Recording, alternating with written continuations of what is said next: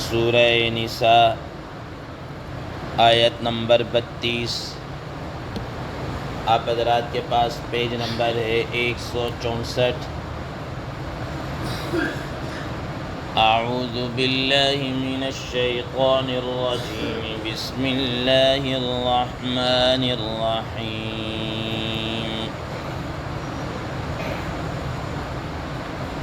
ولا تتمنوا ما فضل الله به بعضكم على بعض، للرجال نصيب مما اكتسبوا وللنساء نصيب مما اكتسبن واسألوا الله من فضله ان اللہ کان بکل شیء علیما۔ صدق اللہ العظیم۔ اللہم صل علی محمد النبی الأمی وعلی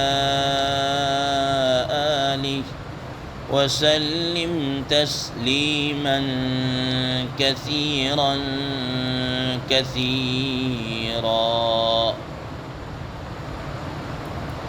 محترم سامعین کرام، اس آیت مبارکہ کا ترجمہ اللہ تبارک و تعالی ارشاد فرماتے ہیں: وَلَا تَتَمَنَّوْا مَا فَضَّلَ اللَّهُ بِهِ بَعْضَكُمْ عَلَى بَعْضٍ، اور تم اس چیز کی خواہش تمنا نہ کرو کہ جو اللہ تعالیٰ نے تم میں سے بعضوں کو بعضوں پر فضیلت بخشی ہے، فوقیت دی ہے۔ للرجال نصیب مما اکتسبوا، آدمیوں کے لیے ان اعمال میں حصہ ہے جو اس نے کیے ہیں۔ وللنساء نصیب مما اکتسبن، اور عورتوں کے لیے حصہ ہے ان اعمال میں سے جو اس نے کیا ہے۔ واسألوا اللہ من فضلہ، اور تم اللہ تعالیٰ سے اس کا فضل چاہو، سوال کرو، مانگو۔ ان اللہ کان بکل شیء علیما، بے شک اللہ تبارک و تعالی ہر چیز کو خوب جانتے ہیں۔ محترم سامعین کرام، کل کے درس میں اس آیت مبارکہ کے متعلق ابتداً گفتگو کر دی گئی، اس کا شان نزول بھی بیان کر دیا گیا کہ جیسا کہ بعض خواتین ام المؤمنین حضرت ام سلمہ رضی اللہ تعالی عنہ کے پاس آئیں اور آ کر یہ بات کہی کہ سارا ثواب تو مرد لے گئے ہیں، ان کو ہر اعتبار سے ثواب ملتا ہے، ڈبل ثواب ملتا ہے، وراثت کے اندر بھی ان کو بڑا حصہ ہے، ڈبل حصہ ہے، اور وہ جہاد بھی کر سکتے ہیں، اذان، نماز اور ان کے سارے نیکیاں تو وہ لے گئے، ہمارے حصے میں تو صرف گھر کے کام کاج ہی آئے بس، ٹھیک ہے نا، یہ جھاڑو دینا، یہ پوچھا لگانا، یہ کھانا تیار کرنا، یہ خامن کی ضرورت کو پورا کرنا، بچوں کو بنانا سنوارنا یا تیار کرنا، ان کی کیئر کرنا، بس ہمارے پاس اس کے علاوہ تو کوئی دوسرا نہیں ہے۔ تو رسول اللہ صلی اللہ تعالیٰ علیہ وسلم نے اس جواب میں فرمایا تھا کہ دیکھو، آدمی جو کچھ بھی کر رہا ہے نا، ایک آدمی نماز پڑھا رہا ہے تو اس کی نماز پڑھانے کے اندر عورت کا برابر کا حصہ ہے، کوئی مؤذن اذان دے رہا ہے، عورت کا برابر کا حصہ ہے، مجاہد جہاد کر رہا ہے، عورت کا برابر کا حصہ ہے، ٹھیک ہے نا۔ یہ کہ چونکہ یہ اس کے گھر کی دیکھ بھال کر رہی ہے، ظاہر ہے وہ کپڑے پہن رہا ہے، دیگر اس کی ضروریات نہیں، یہ کون پوری کر رہا ہے؟ عورت ہی پوری کر رہی ہے، اس کی بیوی ہی پوری کر رہی ہے، لہذا برابر کے حصے دار ہے اس کو، وہ اس کے لیے تو نہ کر کے بھی سارا ثواب لے رہی ہے، اس کے تو مزے ہی مزے ہیں، ٹھیک ہے نا۔ تو بہرحال اللہ تبارک و تعالیٰ نے اسی آیت مبارکہ کے اندر اسی کو بیان فرمایا کہ دیکھو، دو طرح کے اللہ تعالیٰ کے افعال ہے، ایک ہے افعال اختیاریہ اور ایک ہے افعال غیر اختیاریہ، ٹھیک ہے نا۔ افعال غیر اختیاریہ ان کو کہتے ہیں کہ جس میں انسان کی اپنی قدرت، ٹھیک ہے نا، کوئی شامل حال نہ ہو، وہ کچھ بھی نہ کر سکتا ہو، بس وہ جیسا ہے وہ ویسا ہی ہے، ٹھیک ہے نا۔ اب وہ اپنے کسی علاج معالجے سے، ٹوٹکے سے یا کسی دوسرے سے وہ یہ کہے کہ جناب اعلیٰ کہ میں اس کے خلاف ہو جاؤں، ایسا ممکن نہیں ہے۔ کوئی مثال کے طور پر ایک آدمی ہے، اللہ تعالیٰ نے اس کو مرد بنایا ہے، بس اب یہ تکوینی چیز ہے، یہ من جانب اللہ اس کا مقرر، اس پر اس کو راضی رہنا چاہیے، اس پر اس کو راضی ہونا چاہیے۔ اب کوئی آدمی کہے کہ میں کسی حکیم ڈاکٹر کے پاس جا کر علاج کروا کر مرد سے عورت ہو جاؤں گا، ایسا ممکن نہیں ہے، ٹھیک ہے نا، ایسا ممکن نہیں ہے۔ اور اسی طریقے سے اللہ تعالیٰ نے کسی کو عورت بنایا ہے، کسی کو عورت بنایا ہے، تو اب وہ یہ کہے کہ میں جناب مرد ہو جاؤں، ممکن نہیں ہے، ٹھیک ہے نا۔ شاید میں بھی ممکن ہے کہ آپ کے ذہنوں میں سوال آ رہا ہو کہ آج کل میڈیکل اتنی یعنی کہ جدید ہو چکی ہے کہ بہت سارے ہم دیکھتے ہیں کہ لڑکا لڑکی بن گئی، لڑکی لڑکا بن گیا، تو اس میں بات آپ حضرات مجھ سے زیادہ بہتر جانتے ہیں کہ ماہرین کے مطابق جو لڑکا لڑکی بنتا ہے تو ایسا نہیں ہے کہ وہ پہلے سے مکمل مرد تھا اور اس کو جناب اللہ convert to change to female کر دیا گیا، ایسا نہیں ہوتا، بلکہ اس کے اندر کچھ ٹرمز ایسی ہوتی ہیں کہ دونوں سسٹم ہوتے ہیں، ایک سسٹم کو ختم کر کے دوسرے کو کیا کر دیا جاتا ہے، فعال کر دیا جاتا ہے۔ ایسا نہیں ہے کہ بالکل مرد ہو جناب، اس کی داڑھی بھی ہے اور شیپ بالکل مردوں والی ہے، اور بھی اس کے جو اعضاء ہیں وہ سب مردوں والے ہیں اور اس کو بالکل جناب ایسا نہیں ہے۔ یا سیم ایسی عورت کو دیکھ لی کہ لڑکی جو ہے وہ لڑکا بن گئی، ایسا ممکن نہیں ہے۔ وہ دونوں کی جناب سیم کنڈیشن ہوتی ہے، اور کچھ دونوں سسٹم ایسے ہوتے ہیں۔ فقہائے کرام رحمہ اللہ نے بھی اس طرح کی چیزوں کی طرف اشارہ کیا ہے۔ بعض تھرڈ جنس ہوتی ہے کہ اس کے اندر کچھ سمجھ میں نہیں آ رہی ہوتی کیا ہوتے کیا ہو، اس میں فقہائے کرام رحمہ اللہ نے اس کے الگ سے مسائل لکھے ہیں جن کو خنثی کہا جاتا ہے، اور بہت کم ہوتا ہے کہ ایک خنثی مشکل ہو جاتا ہے۔ خیر یہ ٹاپک نہیں کہ جس کے اوپر میں گفتگو کروں، تو کہنے کا مقصد یہ ہے کہ یہ چیز ایسی ہے، یہ انسان کے اختیار میں نہیں۔ اب ایک آدمی ہے، مثال کے طور پر ایک آدمی ہے، اس کو اللہ تعالیٰ نے سیاہ رنگ کے اندر پیدا کیا، سیاہ رنگ کے اندر پیدا کیا۔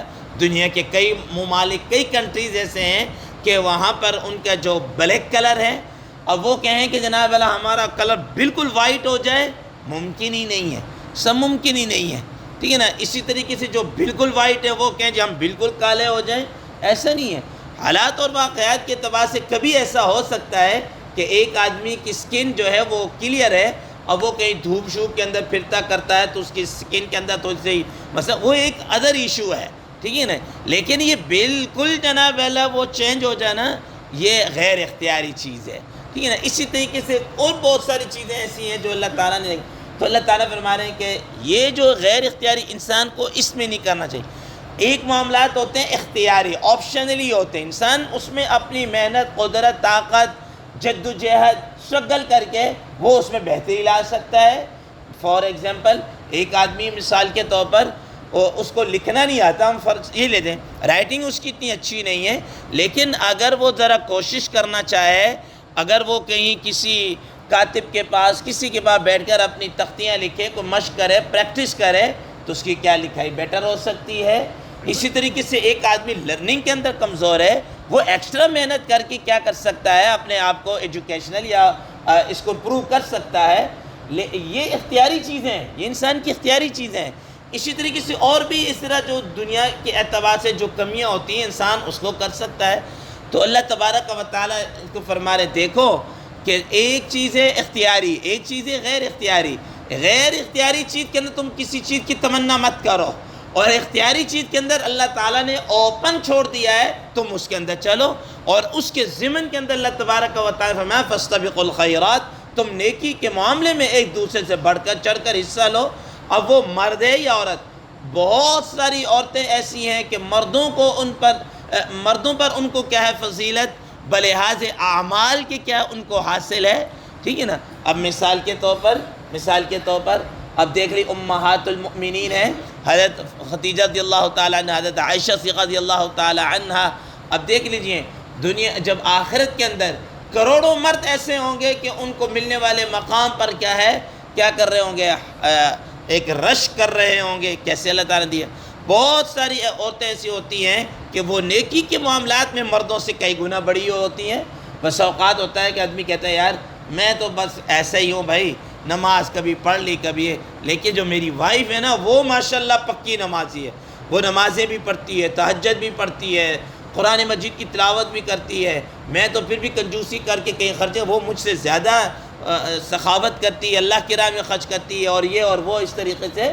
تو یہ چیز اختیاری، اس کے اندر کیا ہے آدمی بڑھ سکتا ہے.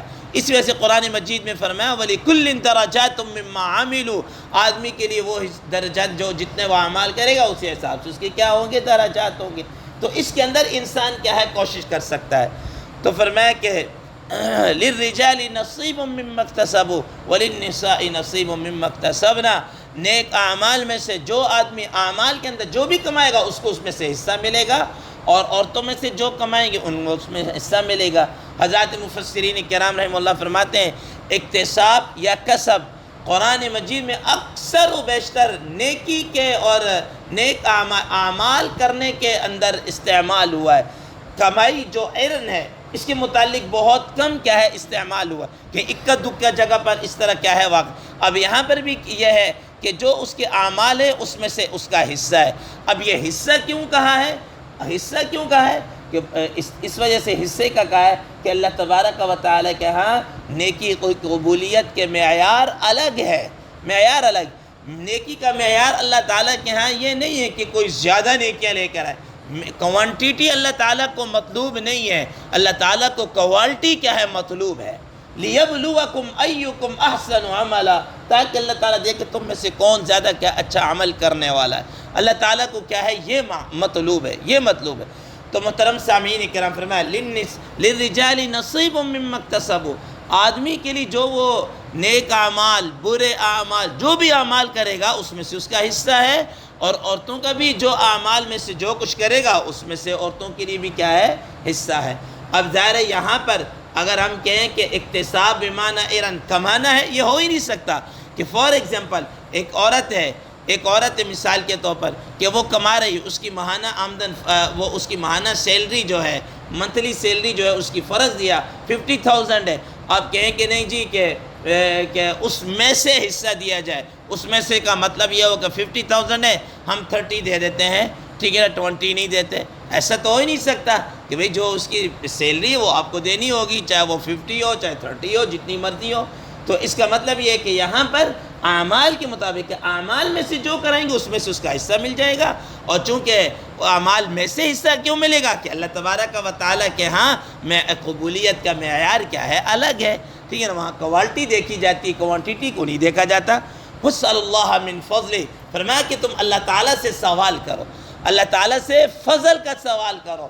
یہ مت مانگو اللہ تعالیٰ سے، یہ تو نہیں ہو سکتا کہ جی میں لڑکا ہوں تو لڑکی ہو جاؤں، لڑکی ہوں تو لڑکا ہو جاؤں، ایسا ہو جاؤں ویسا ہو جاؤں، ٹھیک ہے نا. یہ تو نہیں ہے. ہاں اللہ سے اس کا فضل مانگو، اور اللہ تعالیٰ کے فضل سے بڑھ کر کیا ہے کوئی چیز نہیں ہے.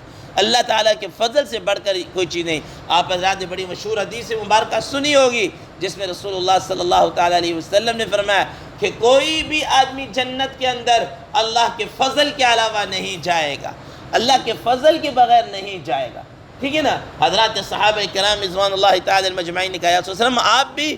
کہا کہ ہاں میں بھی، ٹھیک ہے نا میں بھی. کہ اللہ کے فضل کے علاوہ کیا ہے کہ انسان جنت کے. کوئی کہہ رہا ہے کہ میرے اعمال اتنے، میں نے اتنے حج کیے، اتنے عمرے کیے، اتنی تلاوتیں کی، اتنا صدقہ، اتنی نمازیں، یہ وہ سب ایک طرف. اللہ کے فضل سے انسان جنت کے اندر جائے گا، ٹھیک ہے نا. ان اللہ کان بکل شیء علیما، اللہ تبارک و تعالی ہر چیز کو خوب اچھے طریقے سے کیا ہے جاننے والے، خوب اچھے طریقے سے کیا ہے جاننے والے. محترم سامعین کرام، اس سے ہمیں ایک اور بات بھی سمجھ میں آئی کہ اللہ تبارک و تعالیٰ نے مرد اور عورتوں کا ایک ایک دائرہ کار، ایک کرائٹیریا رکھ دیا ہے، ایک طریقہ کار، ایک لمٹ رکھ دی ہے. یہ لمٹس مردوں کی ہے، یہ عورتوں کی. اب اگر مرد عورتوں کے شانہ بشانہ یا عورتیں مردوں کے شانہ بشانہ اس طرح چلیں گے تو فطرت کے خلاف ہوگا، اور فطرت کے خلاف ہو کر جو فساد ہوگا وہ آج میں اور آپ اپنی کھلی آنکھوں سے کیا ہے دیکھ رہے ہیں.